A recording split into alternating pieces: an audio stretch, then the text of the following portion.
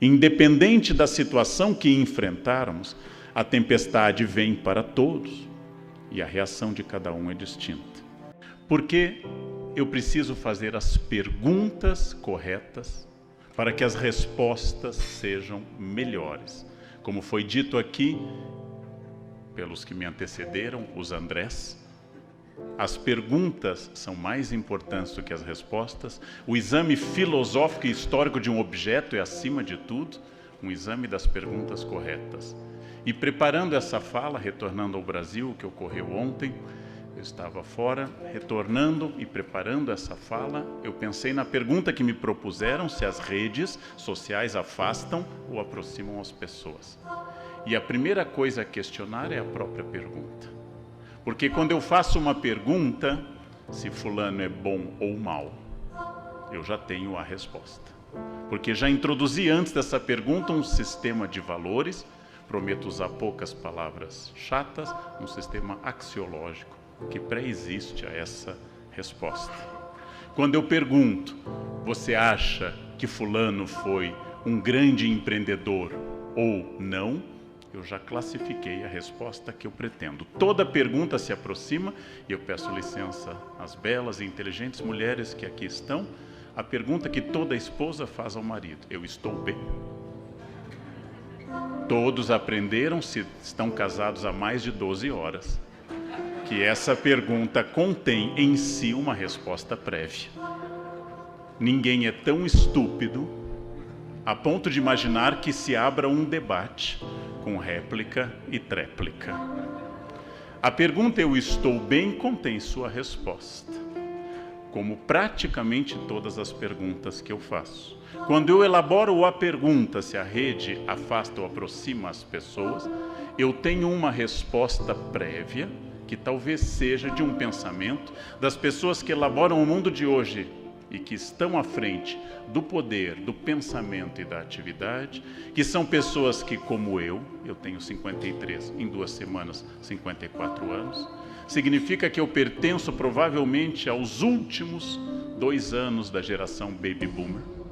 Meus alunos elogiam muito que eu seja ainda saudável para a idade, eles me elogiam todos os anos na Unicamp. Eles dizem: o senhor está bem para a idade? Eu disse: é verdade, vou ao banheiro sozinho, por exemplo, o que não é um privilégio de todos. Essa geração Baby Boomer, que eu suspeito que seja a maioria dos que aqui estão, essa geração está no poder.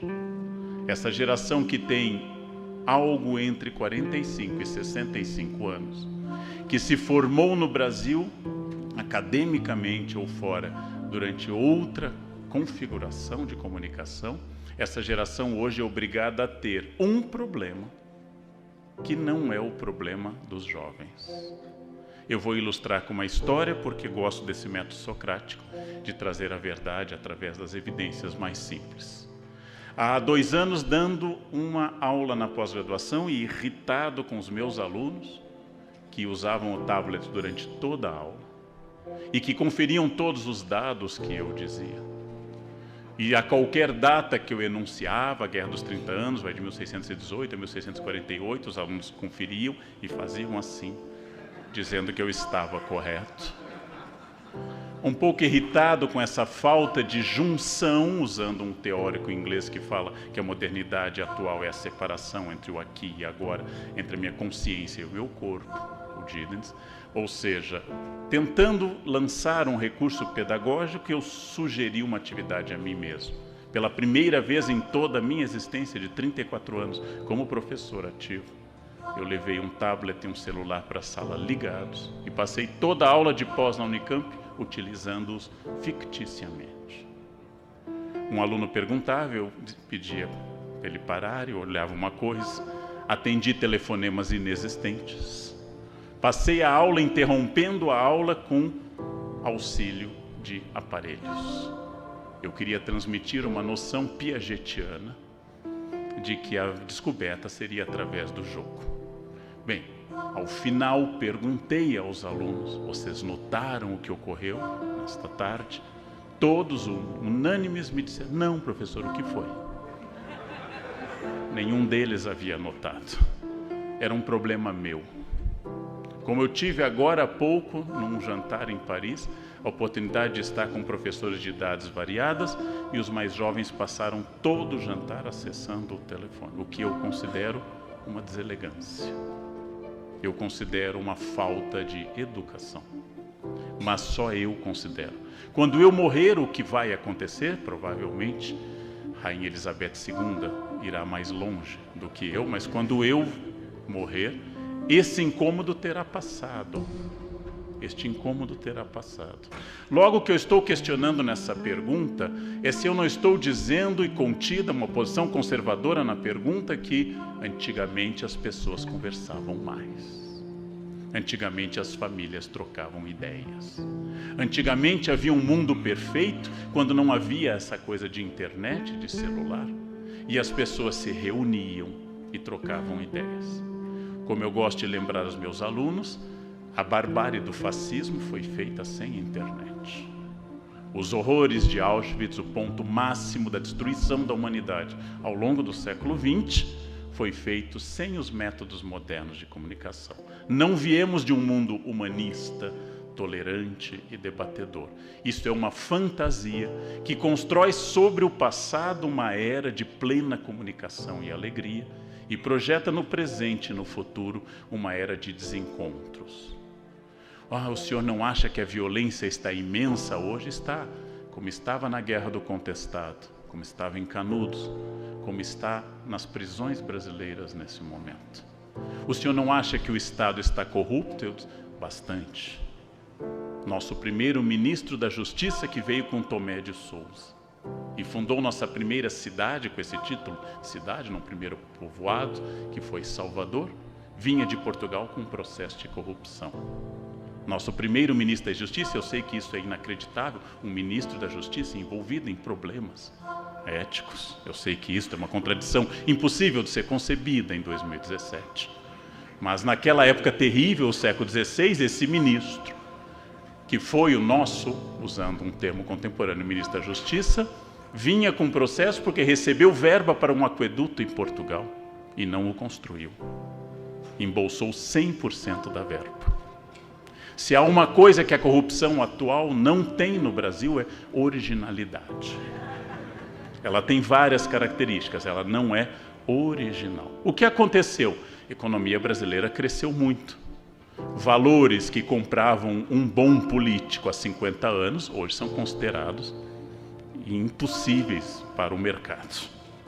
Hoje tudo cresceu. Houve um dia que um presidente da República foi indiciado, e uma das provas capitais contra ele era um Fiat.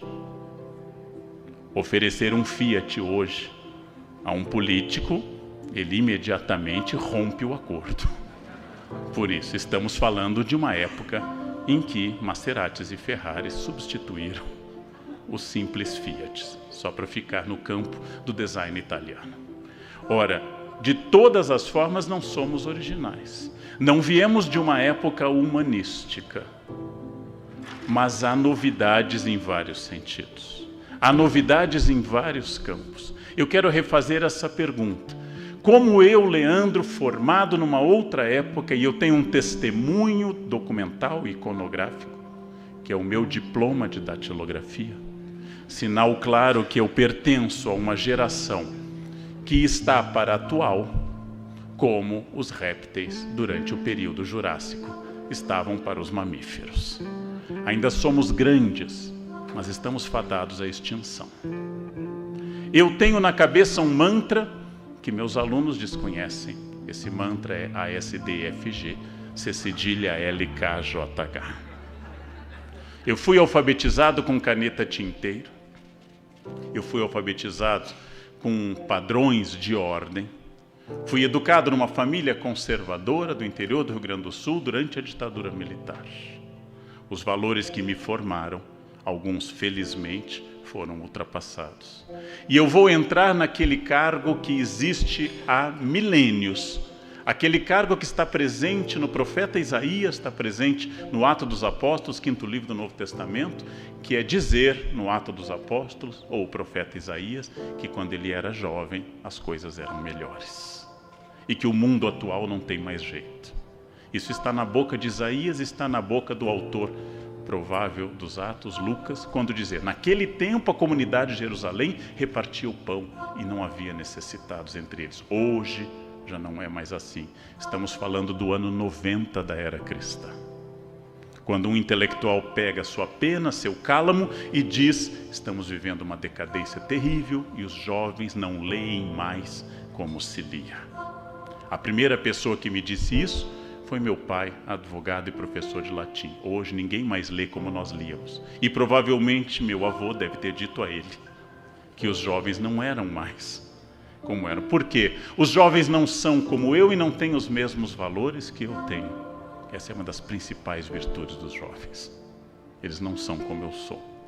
Eles terão um outro mundo.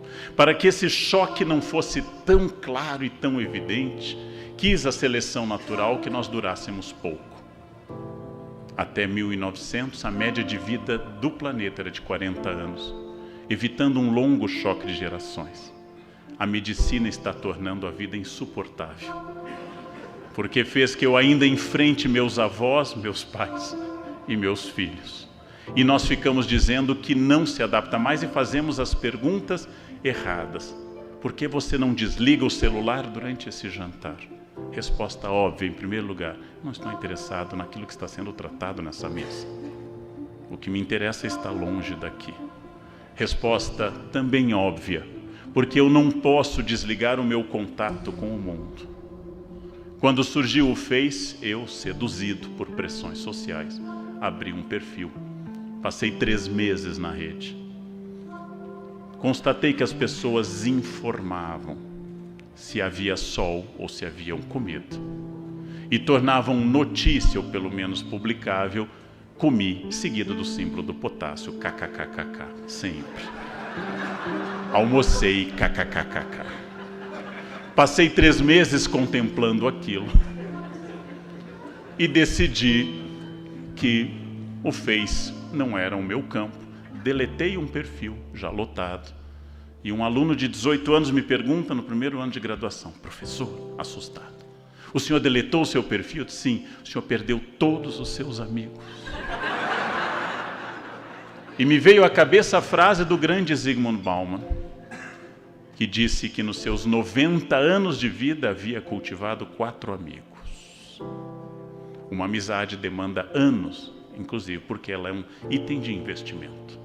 Não é possível ter muitos amigos. É caro, eles se reproduzem, eles casam, eles têm eventos, têm que dar presentes. Não é possível ter muitos amigos. Apenas Roberto Carlos pode dispor de 1 milhão de amigos, devido à renda. Olhei para aquele aluno e percebi não que exatamente ele era inferior a mim. Obviamente não. Mas que ele dispunha de um conceito de amizade que não era o meu. Minhas amizades são pouquíssimas. Eu tenho poucos amigos, muitos colegas e milhões de transeuntes, fantasmas, que voam pelos fótons das minhas relações pela internet. Ou seja, tínhamos diante de nós um desafio, e esse desafio era entender 2 conceitos de amizade. A tendência é dizer: no meu tempo, amigo era amigo. Bem, essa ideia de que amigo era amigo é uma ideia que está em Montaigne, na sua belíssima definição sobre seu amigo Etienne Laboissy, que, instado a dizer porque ele era amigo de Etienne, já falecido, ele diz: porque ele era ele e porque eu era eu. Bom, há uma noção de amizade filosófica que é transformada pela maneira de eu me comunicar.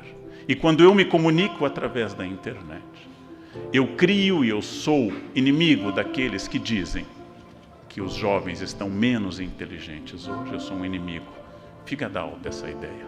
Dou aula há 34 anos e meus alunos não são menos inteligentes hoje. Eles são diferentes. São menos capazes de uma análise prolongada de um texto da complexidade semântica e léxica do Padre Vieira, mas são capazes de ler várias coisas ao mesmo tempo. São capazes de uma percepção muito rápida. Quando eu entendo isso, eu entendo como o meu texto, especialmente meus textos nos quais tento ser simples, como nas crônicas do Estadão, e recebo a notícia que eu estou escrevendo de forma parnasiana porque eu usei verbos sofisticados como contradisse. Fulano contradisse cicrano. Eu estou escrevendo para um público que morrerá comigo, provavelmente. Espero que um pouco depois, para que o dinheiro se estenda até o meu fim.